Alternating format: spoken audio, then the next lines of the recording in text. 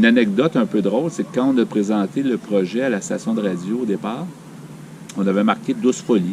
On avait dit le nom de l'émission va s'appeler Douce Folie. Au départ, quand on a voulu faire l'émission sur la santé mentale, évidemment, on n'avait pas de nom. Il y avait une chanson qui est chantée par Claude Dubois. Je croyais qu'elle était composée par lui, mais elle est composée en fait par Jean-Pierre Ferland. J'ai eu la confirmation par Claude Dubois lui-même. Je ne vais pas faire du name dropping, mais je l'ai rencontré dans un lancement de disque, puis je lui avais demandé la chanson Folie douce, est-ce que c'est lui qui l'avait créée, tout ça. Il disait non, c'est Jean-Pierre Ferland.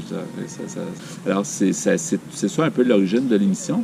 Puis une anecdote un peu drôle, c'est que quand on a présenté le projet à la station de radio au départ, on avait marqué Douce Folie.